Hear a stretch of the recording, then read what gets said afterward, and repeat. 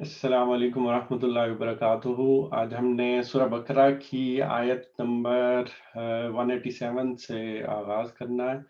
اور دیکھتے ہیں کہ ہم آگے کتنا کر پاتے ہیں۔ تو سب سے پہلے اس کی قرأت سن لیتے ہیں۔ أحل لكم ليلة الصيام الرفث إلى نسائكم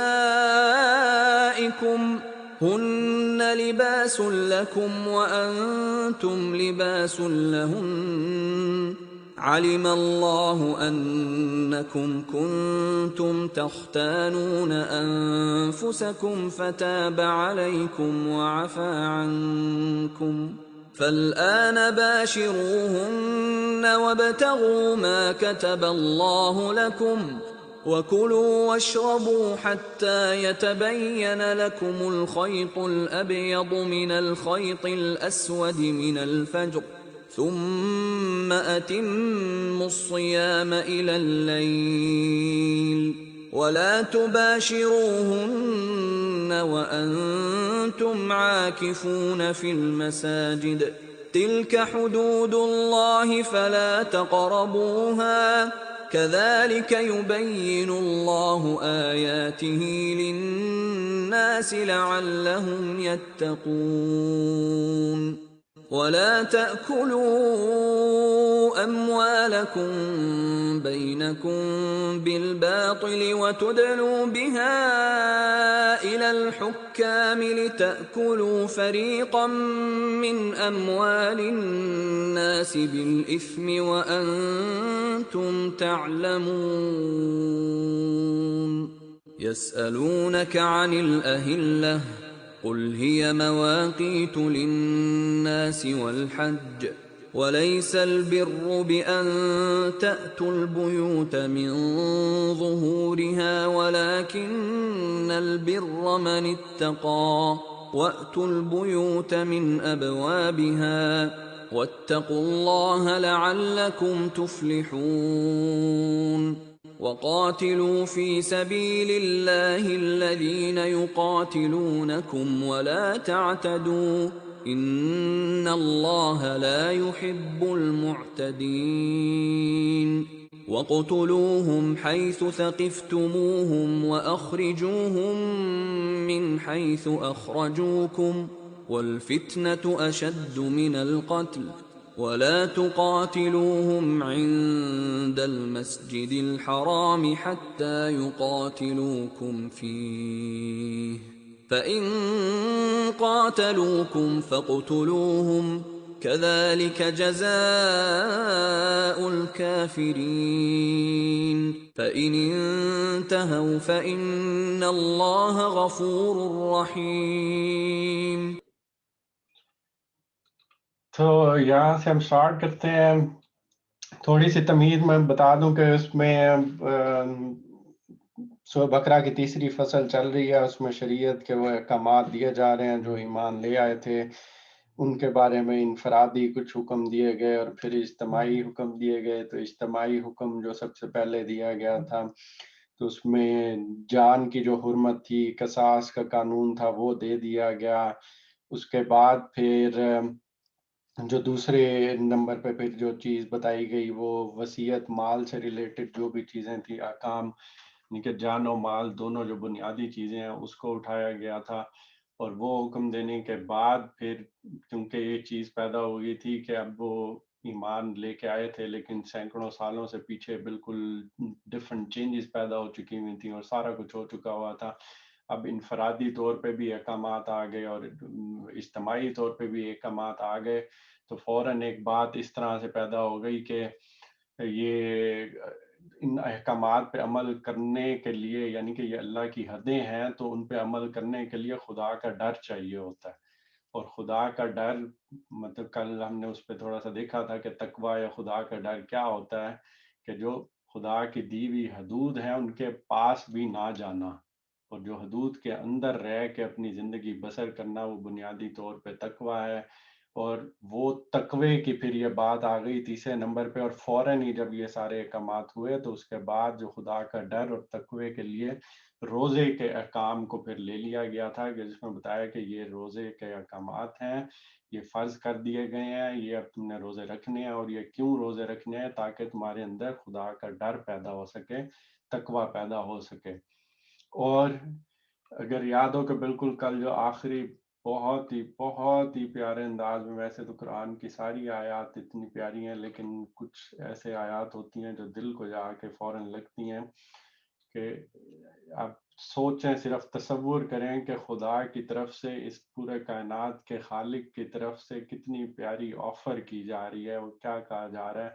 اے نبی صلی اللہ علیہ وسلم، میرے بندے اگر تم سے میرے متعلق پوچھیں تو انہیں بتا دو کہ میں ان سے قریب ہی ہوں۔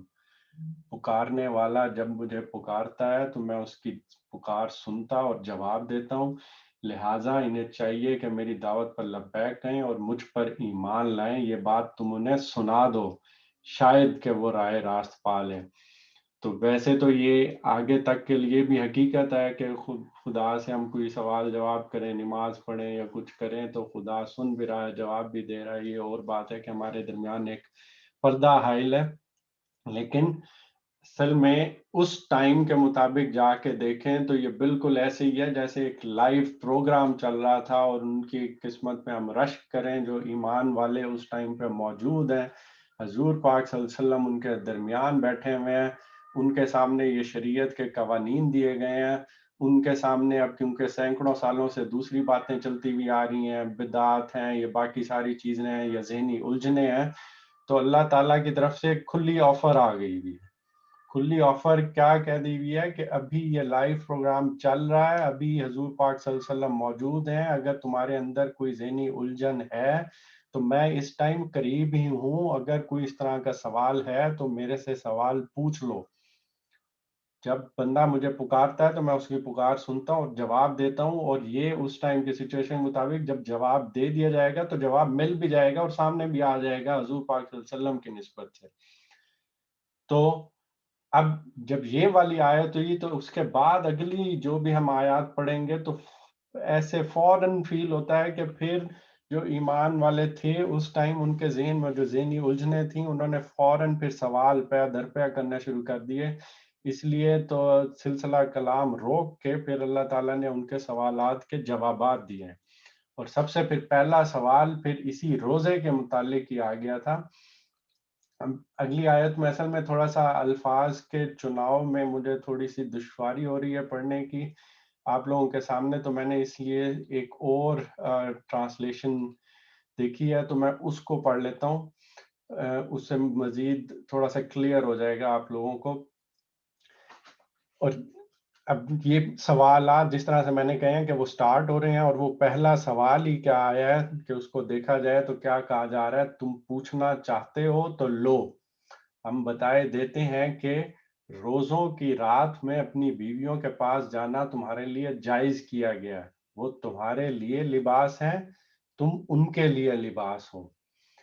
اللہ نے دیکھا کہ تم اپنے آپ سے خیانت کر رہے تھے تو اس نے تم پر عنایت فرمائی اور تم سے درگزر کیا، چنانچہ اب بغیر کسی تردد کے اپنے بیویوں کے پاس جاؤ اور اس کا جو نتیجہ اللہ نے تمہارے لیے لکھ رکھا ہے اسے چاہو، اور کھاؤ پیو یہاں تک کہ رات کی سیاہ دھاری سے فجر کی سفید دھاری تمہارے لیے بالکل نمایاں ہو جائے، پھر رات تک اپنا روزہ پورا کرو، اور ہاں،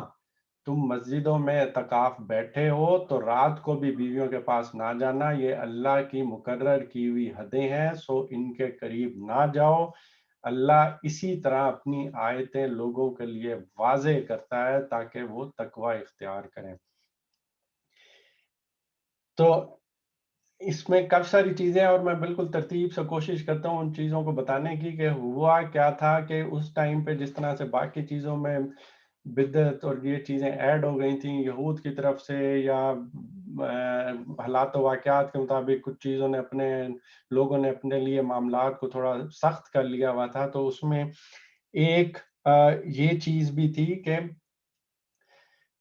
غالباً جو یہود کا جو روزہ ہوتا تھا وہ جب افطار کر لیتے تھے تو اس افطار کے بعد وہ سمجھتے تھے کہ ان کا دوسرا روزہ پھر سٹارٹ ہو چکا ہوا ہے جو کہ پھر صبح تک چلے گا، اور یہ وہ چیز تھی جس کے بنیاد پہ پھر انہوں نے یہ تصور کر لیا تھا قائم کہ بھئی اب رات کو بھی کیونکہ اب ان کا اگلا روزہ سٹارٹ ہو چکا ہوا ہے تو پھر جو میاں بیوی ہیں وہ دونوں اکٹھے نہیں ہو سکتے، تو اس وجہ سے وہ ایک پابندی انہوں نے اپنے اوپر لگا لی ہوئی تھی۔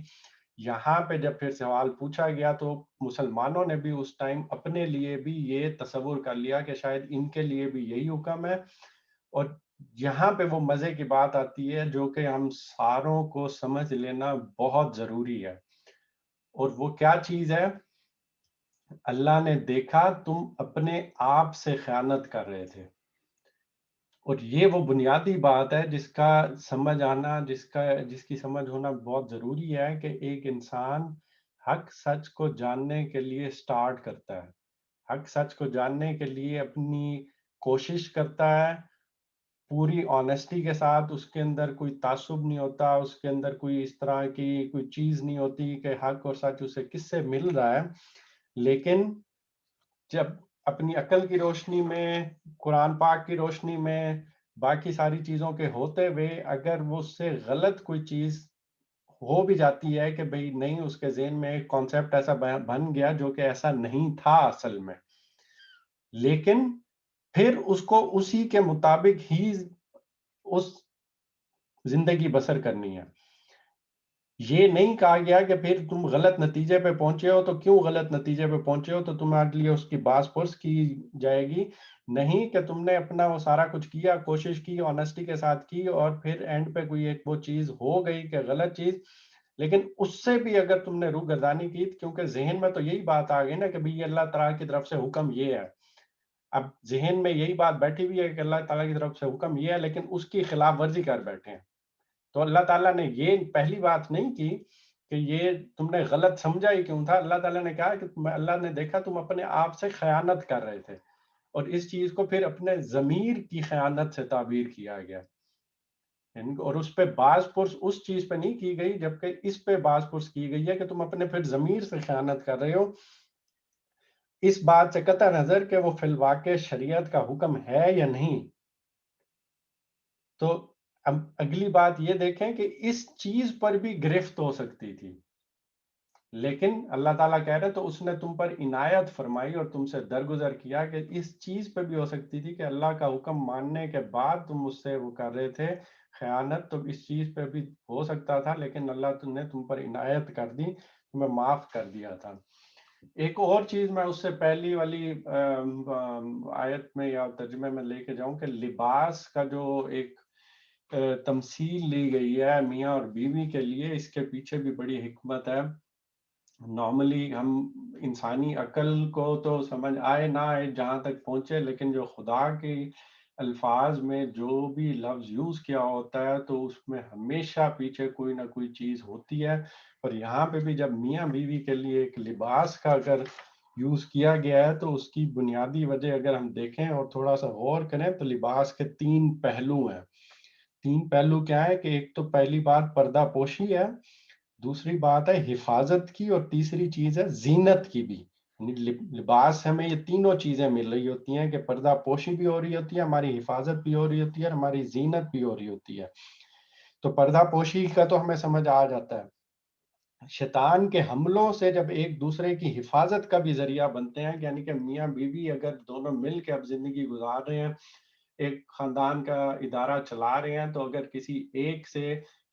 کے اوپر شیطان کا حملہ ہوتا ہے تو دوسرا اس کی مدد کے لیے آ جاتا ہے، اس کی حفاظت کرتا ہے، اس کی توجہ کرا لیتا ہے، یا اس کو دوبارہ سے سیدھی راہ پہ لانے کی کوشش کرتا ہے۔ اسی طرح دوسری طرف اگر کوئی اس طرح کی بات ہو جائے تو پہلا والا یا دوسرے والا پھر اس کو گائیڈ کرنے کی کوشش کرتا ہے، تو یہ شیطان کے حملوں سے بھی ایک دوسرے کا حفاظت کا ذریعہ بنتے ہیں۔ اور تیسری چیز زینت کی جو بات ہے کہ لباس ایسے بھی ہوتے ہیں کہ جن کو پہن کے بندہ اچھا لگتا ہے، جو ایک باوقار لباس ہوتے ہیں، تو یہ لباس وہ چیز بھی ہوتی ہے، اور یہ بھی اگر غور کیا جائے تو کہ میاں بیوی اگر دونوں مل جل کر زندگی کی وہ ساری رونقیں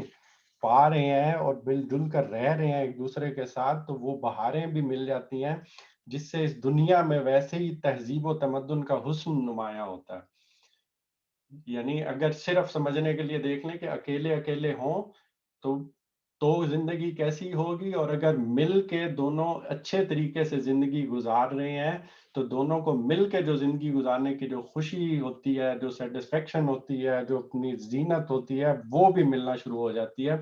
تو یہ لباس کے پیچھے جو اللہ تعالیٰ نے استعمال کیا ہے میاں بیوی کے لیے، تو یہ بھی بہت ہی ایک بلیغ اسلوب ہے، اس کو کہہ سکتے ہیں۔ تو یہاں پہ اللہ تعالیٰ نے کلیئر کر دیا بات کہ بھئی تمہارے ذہن میں خیال تھا تو تم بتا دیا گیا کہ یہ چیز جائز ہے، تم وہ بیوی کے لیے ایک دوسرے کا لباس ہے، دوسرا پہلے کے لیے لباس ہے۔ اللہ تعالیٰ نے دیکھا کہ تم غلط نتیجے پر پہنچے تھے لیکن پھر بھی اپنے آپ سے خیانت کر رہے تھے، تو اس پہ بھی عنایت فرما دی، اور عنایت فرما کر لیکن اللہ تعالیٰ نے تم پر عنایت فرمائی اور درگزر کر دیا۔ تو اس لیے اب کہا کہ اب اپنی بیویوں کے پاس جاؤ اور پھر اس کا جو نتیجہ اللہ نے تمہارے لیے لکھ رکھا ہے اسے چاہو۔ تو نتیجے میں جب اولاد پیدا ہوتی ہے تو یہ بھی چیز دیکھنے والی چیز ہے کہ بھئی یہ والا خیال نہ پیدا ہو جائے کہ روزے کی حالت میں تھے اور یہ کوئی کام ہو گیا اور اولاد پیدا ہو گئی تو وہ جو اولاد پیدا ہوئی ہے وہ باقی اولادوں سے کوئی کمتر ہے یا کوئی اس طرح کی چیز ہے۔ نہیں، بالکل ایسی کوئی بات نہیں ہے کہ اگر اولاد بھی پیدا ہوتی ہے تو دونوں، اب اس معاملے میں کسی قسم کا تردد نہیں ہے، اس اولاد کو بھی تم نے چاہنا ہے، اور کھاؤ پیو یہاں تک کہ رات کی سیاہ داری سے فجر کی سیاہ داری تمہارے لیے بالکل نمایاں ہو جائے۔ یہاں پہ الفاظ کی صورت میں وہ چیز بتا دی گئی کہ بھئی چلو کھانا پینا اور یہ سب چیز صبح کب تک چلتی ہیں، جب رات کی سیاہ داری صبح کی سیاہ داری سے علیحدہ ہو جائے یا نمایاں ہو جائے۔ پھر رات تک اب روزہ پورا کرنا ہے، یعنی کہ اب صبح ہو گیا، اب یہ ساری چیزوں کی پابندی لگ جائے گی اور اس کے بعد پھر رات تک روزہ پورا کرنا ہے۔ لیکن ایک چیز آگے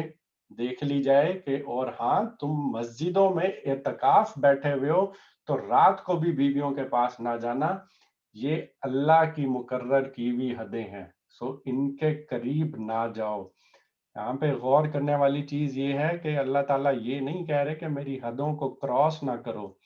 یہاں پہ کہا یہ جا رہا ہے کہ ان حدوں کے قریب بھی نہیں جانا، کیونکہ جب بندہ قریب جاتا ہے تو پھر یہ خدشہ زیادہ بڑھنا شروع ہو جاتا ہے کہ پھر حد کراس بھی ہو سکتی ہے۔ تو ان کے قریب بھی نہیں جانا تاکہ اپنے آپ کو بالکل سیف جگہ پہ رکھو۔ اللہ اسی طرح اپنی آیتیں لوگوں کے لیے واضح کرتا ہے تاکہ وہ تقوی اختیار کریں۔ یہاں پہ بار بار جس طرح میں کہتا ہوں کہ ہمیشہ اللہ تعالیٰ کی طرف سے بہت جگہوں پہ تقوی کا جو لفظ استعمال کیا ہوا ہے وہ یہ والی چیز ہے کہ انسان کے اندر جو ایک جبلی تقاضے رکھے گئے ہیں، جو جبلت انسان کے اندر جو زور مارتی ہے، جو کہ جانوروں کے اندر بھی ہوتی ہے، اور یہی جبلت ہی ہوتی ہے کہ کھانے کی ہے، پیاس کی ہے، جنسی جبلت ہے، غصہ آنا ہے، یہ ساری چیزیں انسان کی جبلت میں ہے۔ اسی طرح کچھ حیوانی جبلتیں ہیں جو کہ انسانوں کو بھی ملی ہوئی ہیں، لیکن انسان کا جو ایک واضح جو ڈفرنس ہے وہ انسان کو ارادہ و اختیار دیا گیا، ارادہ و اختیار دیا گیا ہوا ہے کہ بھئی وہ اس کو سوچ سمجھ کے فیصلہ کرتا ہے، وہ ان خواہشات کی بنیاد پر فیصلہ نہیں کرتا۔ اور یہی وہ تقوی ہے کہ اپنے جو ارادہ اختیار کو اتنا مضبوط بنا لینا کہ جو انسان کی جو یہ جبلت میں جو چیزیں رکھی گئی ہیں یہ اس ارادہ اختیار کے کنٹرول میں آ جائیں، نہ کہ ہم اپنی خواہشات کو کھلا ایسے چھوڑ دیں کہ وہ ہمارے ارادہ و اختیار پہ حاوی آ جائیں۔ تو یہ جب انسان حدود آشنا ہو جاتا ہے کہ میری حد کیا ہے اور میں نے اتنا پیچھے رہنا ہے، تو اس کو یہ پانے کے لیے اللہ کا ڈر اور اللہ کا خوف چاہیے ہوتا ہے۔ وہ اس کے لیے پھر یہ عبادات بھی ہیں، اس میں پھر یہ روزہ بھی ہے، اس میں یہ ساری چیزیں بھی ہیں تاکہ پھر انسان اور حیوان میں ڈفرنس کیا جا سکے، تزکیہ و تطہیر کی جا سکے۔ اور روزے والی ایک عبادت اس طرح سے بھی آ گئی کہ انسان اپنا خود اپنے آپ کو دیکھتا رہے کہ بھئی میں کس مقام پہ کھڑا ہوں، خود اپنا تجزیہ کرے، اس میں دیکھے کہ میں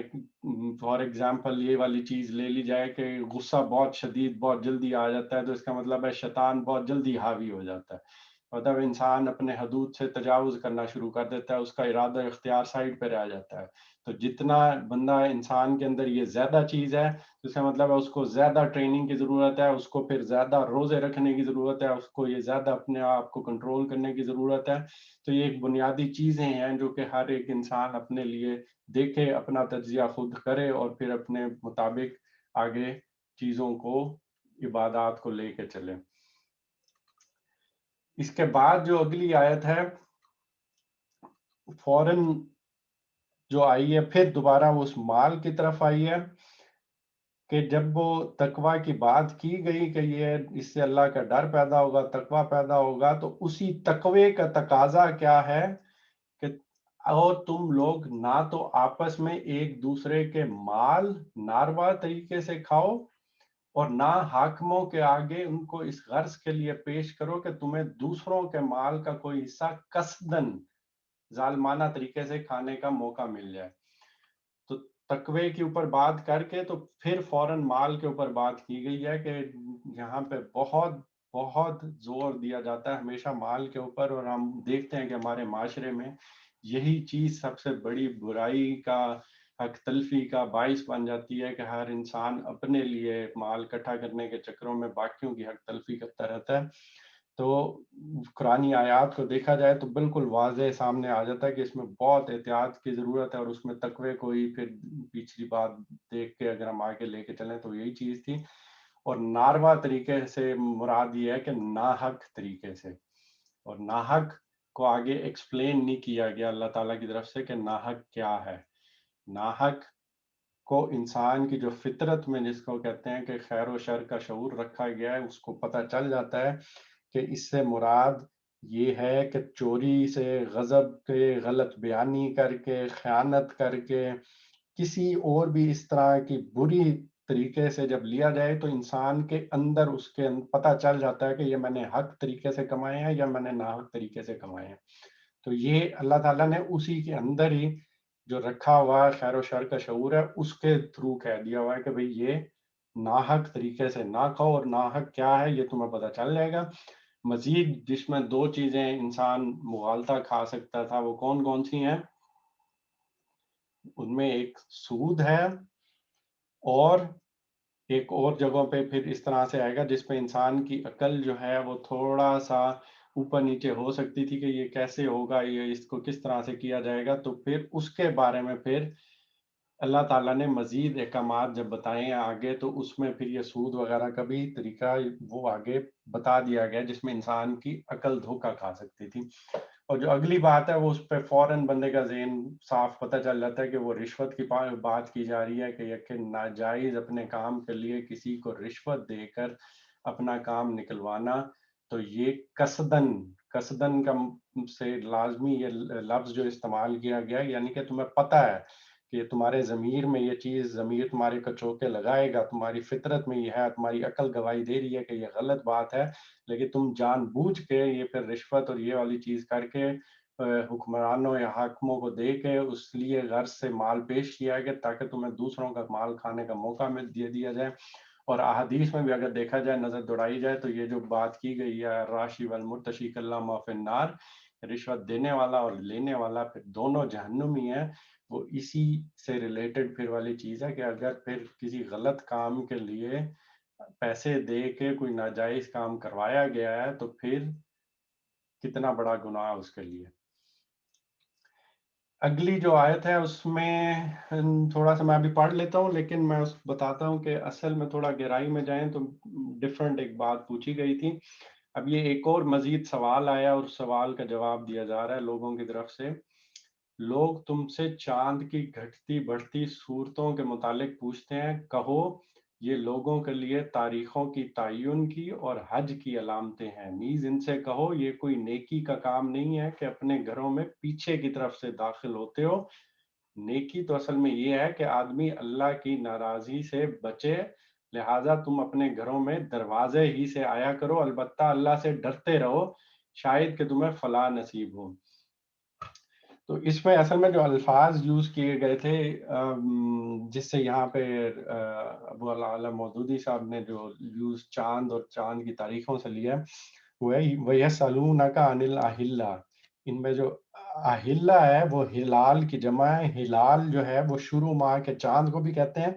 اور اس سے مراد مہینہ بھی ہوتا ہے. تو اور اگر جمع کی صورت میں ہے، خاص کر اس کا استعمال پھر مہینوں کے لیے ہی معروف ہے، یعنی کہ وہ مہینوں کے بارے میں پوچھا جا رہا ہے. اور اس پہ شروع میں جو عربی کا جن کو پھر نالج ہے اس میں الف لام لگایا ہوا ہے، تو اس بات کی دلیل دی جا رہی ہے کہ یہ کچھ خاص مہینوں کے بارے میں سوال کیا جا رہا ہے. اور وہ کیا ہے، اور پچھلا کانٹیکسٹ بھی سارا دیکھا جائے تو بنیادی طور پہ اگر ہم دیکھیں تو اس کو بھی میں نے وہ دوسری جگہ دیکھا ہے، تو وہ زیادہ مجھے تھوڑا سا لگا کہ یہ شاید اسی طرح سے ہو کہ سوال یہاں پہ کیا کیا گیا ہے کہ وہ تم سے حرام مہینوں کے بارے میں پوچھتے ہیں. حرام مہینے وہ والے مہینے ہیں جہاں پہ قبائلی جو ٹائم دیکھا جائے تو عرب کے آس پاس جو وہ سارا ٹائم تھا، تو وہاں پہ یہ جھگڑے بہت عام تھے، لوٹ لیا جاتا تھا قافلوں کو. تو اس میں حرام مہینے رکھ دیے گئے تھے کہ جو قافلے عبادت کرنے کے لیے حج کے لیے آ رہے ہیں تو اس سے پہلے کچھ ٹائم، اور پھر حج کے بعد کہ وہ قافلے واپس جا رہے ہیں، تو ان کو حرام مہینے 3 مہینے وہ تھے اور ایک علیحدہ مہینہ تھا، ان کو حرام مہینہ کہہ دیا گیا تھا، اور اس میں لڑائی بالکل منع کر دی گئی تھی. تو اب یہاں پہ یہ چیز سامنے آ گئی ہوئی تھی کہ حضور پاک صلی اللہ علیہ وسلم کی لیڈرشپ میں اب ایک نئی قوم وہاں پہ ایک امت مسلمہ پیدا ہو رہی ہے. اور تحویل قبلہ کا بھی ہم دیکھ چکے ہیں کہ قبلہ بھی چینج کر دیا گیا تھا. اب یہ ہجرت کر کے یہاں آئے ہوئے ہیں، قبلہ بھی چینج ہو گیا، تو ان کے دلوں میں ایک بہت خواہش پیدا ہوتی تھی کہ وہ دوبارہ اس قبلے میں اب جائیں جس کی طرف رخ کر کے اب نماز پڑھی جاتی ہے، اور پھر عمرہ کے لیے اور وہ ساری چیزوں کے لیے جائیں. لیکن کیونکہ مسلمان سارے وہاں سے نکالے گئے تھے، اب یہ دوبارہ وہاں عمرہ کرنے جائیں گے تو بہت بڑا خدشہ پیدا ہو جائے گا کہ یہ وہاں پہ پھر لڑائی ہوگی تو ہتھیار نکلیں گے. اور اگر حج کرنے کے لیے ان عبادات کے لیے جا رہے ہیں تو یہ تو پھر حرام مہینے ہے، اس میں قتل اگر کوئی ہو گیا یا کوئی اس طرح کی لڑائی ہو گئی تو اس میں پھر کیا ہوگا. تو یہ مسلمانوں کے درمیان بہت بڑا کوشچن تھا کہ یہ کس طرح سے ہوگا. تو اب یا تو ہم حج ہی نہ کریں، یا اب حج کرنے جائیں تو لڑائی ہو جائے گی، تو لڑائی ہوگی تو پھر ہم کیا کریں. تو پھر یہ اگر دیکھا جائے تو بالکل اس چیز میں آ رہا ہے کہ وہ تم سے حرام مہینوں کے بارے میں پوچھتے ہیں. تو یہ بات بالکل واضح کر دی کہ یہ لوگوں کی بہبود، یعنی کہ اس میں پھر بزنس بھی ہوتا تھا، تو لوگوں کا آگے معیشت بھی چلتی تھی، اور حج کے اوقات ہیں. تو اس لیے اس جواب کے کیا دیا جا رہا ہے کہ اس لیے ان کی یہ حرمت تو اسی طرح قائم رکھی جائے گی. اور پھر تم نے یہ سوال کیا تو اب یہ بھی جان لو کہ یہ ہرگز کوئی نیکی نہیں ہے کہ احرام کی حالت میں اور حج سے واپسی پر تم گھروں کے پیچھے سے داخل ہوتے ہو، بلکہ نیکی تو اصل میں اس کی ہے جو تقوی اختیار کرے. تو یہ بھی ایک اور بدعت تھی جو کہ اس ٹائم شامل ہو چکی ہوئی تھی، کہ لوگ جب حج کے لیے جاتے تھے تو جب گھروں کے دروازے سے جاتے تھے تو واپس آ کے اسی دروازے سے واپس نہیں آتے تھے اپنے گھر. اب ایسے دیکھ لیں کہ گاؤں دیہات میں جہاں پہ دیواریں چھوٹی ہوتی ہیں یا کچھ اس طرح سے ہوتا ہے تو وہ کوئی پچھلی دروازہ یا دیوار پھلانگ کر آ جاتے تھے. جو فرنٹ کا دروازہ تھا اس کو یوز نہیں کرتے تھے، اور اس کے بارے میں ایک خیال کیا جاتا ہے کہ وہ اس طرح سے ہوتا تھا ان کے لیے کہ جس دروازے سے اب وہ حج کرنے جا رہے ہیں تو ان کے سروں پر ایسے گناہوں کی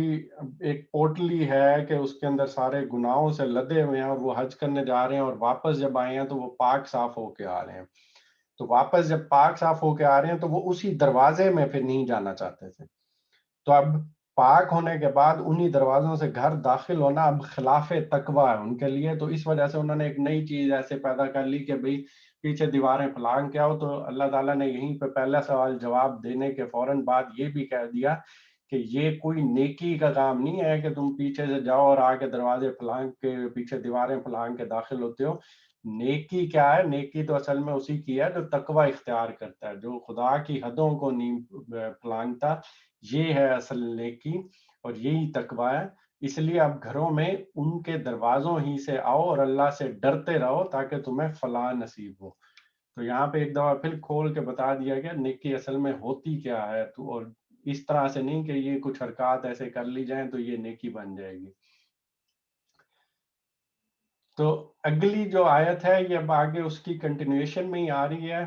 اور وہ کیا ہے کہ اور تم اللہ کی راہ میں ان لوگوں سے،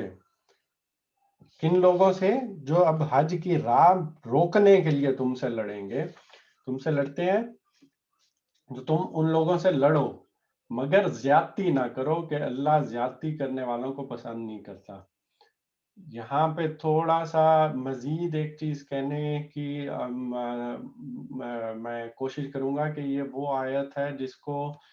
بعض اوقات مس یوز کر لیا جاتا ہے کہ پورا کانٹیکس نہیں دیکھا جاتا، یہ نہیں دیکھا جاتا کہ بھئی اب احکامات آ رہے تھے اور پھر اس کے بعد لوگوں سے سوال کرنے کا پوچھا گیا، حرام مہینوں کے لیے بات ہوئی، حرام مہینوں میں پھر ان کو بتایا کہ نہیں، ان کی حرمت تو برقرار ہے، لڑائی نہیں کرنی،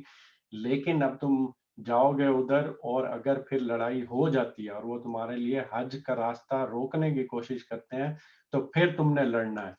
اب بالکل اس کو آؤٹ آف کانٹیکس اٹھا کے دیکھیں تو بندے کو کیا لگتا ہے کہ تم اللہ کی راہ میں ان لوگوں سے لڑو جو تم سے لڑتے ہیں، یعنی اب کوئی بھی آ کے کسی بھی سچویشن میں اس کو اپلائی کرنے کی کوشش کرے تو وہ مس گائیڈ کر سکتا ہے، اور یہاں پہ انتہائی احتیاط کی ضرورت ہے کہ اپنے بچوں کو بھی، اپنے آپ کو بھی کبھی اس طرح کی کوئی بات ہو اور یہ آیت کوئی کوٹ کرے تو اس کو بتایا جائے کہ یہ ایک خاص پس منظر پہ حرام مہینوں کی حرمت کے بارے میں جب مسلمان حج عمرہ کرنے کے لیے جانے کے لیے سوچ رہے تھے تو تب یہ بات ہوئی ہے، اور اس کے بارے میں کہا گیا کہ اگر اب حج کے لیے لوگ آئیں گے اور پھر لڑائی ہو جاتی ہے کیونکہ انہی لوگوں نے تمہیں نکالا تھا تو پھر ان سے لڑو، لیکن فوراً ہی پھر ہدایت بھی کر دی لیکن زیادتی نہیں کرنی، کہ اللہ زیادتی کرنے والوں کو پسند نہیں کرتا۔ اور یہی وہ بنیادی چیز ہے کہ جس کو سمجھ لینا بڑا ضروری ہے کہ یہاں پہ جو ہمارا لڑائی کی جا رہی ہے وہ نہ کہ خواہش نفس کے لیے، نہ مال و دولت کے لیے، نہ ملک کی تسخیر کے لیے، زمین کی حکومت کے لیے بھی نہیں ہے، نہ شہرت و ناموری کے لیے ہے، حمیت، حمایت یا عداوت یا کسی جذبے کے تسکین کے لیے بالکل بھی نہیں، بلکہ اللہ کے لیے ہے۔ اور انسان کی جو خود غرضی اور نفسانیت کا اس جنگ سے کوئی تعلق نہیں، کہ اگر قریش والوں کے ساتھ اب نفرت درمیان میں آئی ہوئی ہے تو اب بدلہ لینے کا ٹائم آ گیا، تو یہ ایسی اس طرح سے نہیں ہے، بلکہ اب ایک عبادت کرنے جا رہے ہو، اگر وہ روکیں گے اور تو پھر لڑا جائے گا، لیکن زیادتی تب بھی نہیں کی جائے گی۔ اور یہی وہ چیز ہے جس میں آگے جنگ کے اگر ہم چیزیں پڑھیں تو ہمیں واضح ہو جاتا ہے کہ کیوں کہا گیا ہے کہ پھر درخت بھی نہیں کاٹنے، جو لوگ نہیں لڑے ان کو پھر قیدی بنایا جا سکتا ہے، ان سے لڑا بھی نہیں جا سکتا، جو صرف لڑ رہے ہیں، جو راستہ روکیں گے، جو پہل کریں گے، ان کے ساتھ پھر یہ ہوگا۔ اور پھر مزید ہی آگے یہی چیز آگے چلتی ہے کہ ان سے لڑو جہاں بھی تمہارا ان سے مقابلہ پیش ہے، اور انہیں نکالو جہاں سے انہوں نے تم کو نکالا ہے، اس لیے کہ قتل اگرچہ برا ہے مگر فتنہ اس سے بھی زیادہ برا ہے، اور مسجد حرام کے قریب جب تک وہ تم سے نہ لڑیں تم بھی نہ لڑو، مگر جب وہ وہاں سے لڑنے سے نہ چوکیں تو تم بھی بے تکلف انہیں مارو، کہ ایسے کافروں کی یہی سزا ہے۔ پھر اگر وہ باز آ جائیں تو جان لو کہ اللہ معاف کرنے والا اور رحم کرنے والا ہے۔ تو یہی والی چیز آگے کنٹینیو کی ہے جس میں بتایا گیا ہے کہ بھئی ویسے تو حرام مہینوں میں قتل کرنا، لڑائی کرنا بہت ہی سنگین بات ہے، لیکن جو فتنہ ہے وہ اس سے بھی زیادہ سنگین ہے، اور فتنے کے اوپر پھر سوال آ جاتا ہے کہ فتنہ ہے کیا؟ تو فتنہ یہاں پہ جو لفظ آیا ہے وہ کسی کو ظلم و جبر کے ساتھ اس کے مذہب سے برگزشتہ کرنے یا مذہب پر عمل سے روکنے کی کوشش کے لیے آیا ہے۔ اب اس کو انگلش میں اگر یوز کریں تو جیسے پرسیکیوشن کہا جاتا ہے نا، تو پرسیکیوشن کی جا رہی ہے کہ کسی کو کسی کے مذہب پر عمل کرنے سے روکا جا رہا ہے، تو یہ وہ پرسیکیوشن ہے، یہ وہ فتنہ ہے، کیونکہ اللہ تعالیٰ نے انسان کو ارادہ اختیار کے ساتھ پیدا کیا ہے، اس کو کھلی چھوٹ دیا ہے کہ وہ جس طرح سے چاہے جون سا مذہب اختیار کرے اور خود پھر سوچ سمجھ کے اس راستے پہ آئے، نہ کہ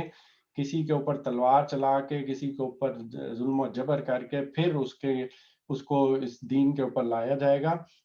تو ان کا دین کسی پر چھوڑنے پہ مجبور کرنا اور یہ سارا کچھ کرنا، تو یہ اللہ تعالیٰ کی پوری سکیم کے خلاف پھر لانے جائیں گے، اور اس کو یہاں سے فتنے سے تعبیر کیا گیا ہے۔ اللہ تعالیٰ نے دنیا بنائی ہی آزمائش کے لیے ہے، اور اس میں انسان کو حق دیا ہے کہ وہ اپنے آزادانہ فیصلے جو اس دین سے جو نقطہ نظر چاہیں اختیار کریں. تو فتنہ بنیادی طور پہ پرسیکیوشن ہے جو کہ مذہب کی وجہ سے کی جا رہی ہے. اس میں سیاسی فیکٹر بھی نہیں آئے گا کہ اگر کسی جگہ پہ کوئی دو ممالک لڑ رہے ہیں کہ یہ حصہ میرا ہونا چاہیے، یہ میرا حصہ ہونا چاہیے، اس میں شاید کوئی مسلمان بھی رہ رہے ہوں، تو یہ بھی سیاسی پس منظر ہوگا. صرف مذہب کی بنیاد پہ اگر کسی کے اوپر یہ پرسیکیوشن کی جا رہی ہے تو یہ فتنہ ہے، جس پہ پھر یہ قتل کا کہا گیا ہے کہ حرام مہینوں میں بھی اگر کرنا پڑتا ہے تو پھر کر لیا جائے، اور مسجد حرام کے قریب بھی. اور یہاں پہ بھی یہی چیز کہی ہے کہ تم سے وہ جب تک سٹارٹ نہ کریں تم نے نہیں کرنی. یعنی کہ وہ پرووک کریں، غصہ دلانے کی کوشش کریں، جو مرضی کریں، لیکن سٹارٹ ہماری طرف سے نہیں ہوگا، مسلمانوں کی طرف سے. اگر جب وہ سٹارٹ کریں اور وہاں لڑنے سے نہ چوکیں تو پھر تم بھی انہیں بے تکلف مارو، کہ ایسے کافروں کی یہی سزا ہے. یہاں تک کہنے کے بعد بھی کہہ دیا کہ پھر اگر وہ باز آ جائیں تو جان لو کہ اللہ معاف کرنے والا اور رحم فرمانے والا. کہ اگر وہ باز آ جاتے ہیں، وہ باز آنے سے کیا مراد ہے کہ وہ اس طرح سے جنگ سے صرف رک جانا نہیں، بلکہ اس کفر اور سرکشی سے باز آ جاتے ہیں جس کی سزا پھر بیان ہوئی ہے. اس کے بغیر ظاہری سی بات ہے کہ وہ اللہ کی رحمت اور مغفرت کے مستحق نہیں ہو سکتے تھے. تو یہاں تک آج میں اختتام کرتا ہوں. اس کا سادہ ترجمہ ہم ایک دفعہ پھر پڑھ لیتے ہیں.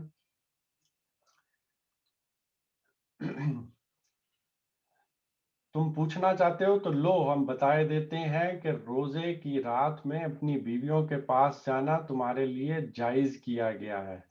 وہ تمہارے لیے لباس ہیں اور تم ان کے لیے لباس ہو. اللہ نے دیکھا تم اپنے آپ سے خیانت کر رہے تھے تو اس نے تم پر عنایت فرمائی اور تم سے درگزر کیا. چنانچہ اب بغیر کسی تردد کے اپنی بیویوں کے پاس جاؤ. اس کا جو نتیجہ اللہ نے تمہارے لیے لکھ رکھا ہے اسے چاہو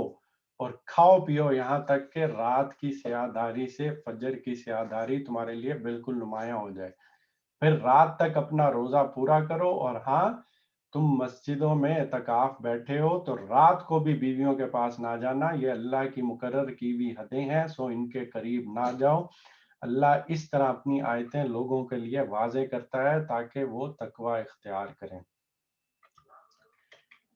وہ تم سے حرام مہینوں کے بارے میں پوچھتے ہیں، کہہ دو یہ لوگوں کی بہبود اور حج کے اوقات ہیں، اس لیے ان کی یہ حرمت اسی طرح قائم رکھی جائے گی. اور تم نے یہ سوال کیا ہے تو اب یہ بھی جان لو کہ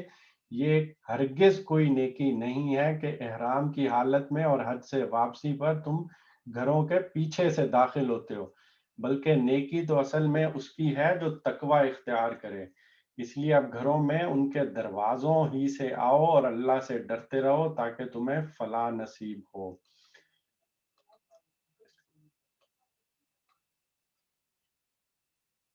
اور تم اللہ کی راہ میں ان لوگوں سے لڑو جو تم سے لڑتے ہیں، مگر زیادتی نہ کرو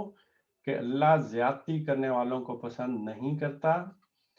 ان سے لڑو جہاں بھی تمہارا ان سے مقابلہ پیش آئے اور انہیں نکالو جہاں سے انہوں نے تم کو نکالا ہے،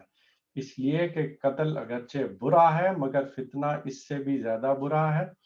اور مسجد حرام کے قریب جب تک وہ تم سے نہ لڑیں تم بھی نہ لڑو، مگر جب وہ وہاں لڑنے سے نہ چوکیں تو تم بھی بے تکلف انہیں مارو، کہ ایسے کافروں کی یہی سزا ہے. پھر اگر وہ باز آ جائیں تو جان لو کہ اللہ معاف کرنے والا اور رحم کرنے والا ہے. اللہ تعالیٰ سے دعا ہے کہ ہمیں صحیح طرح قرآن پڑھنے، سمجھنے، اس پہ پوری طرح سے عمل کرنے کی توفیق عطا فرمائے. یہاں پہ ہم اپنے سیشن کے اختتام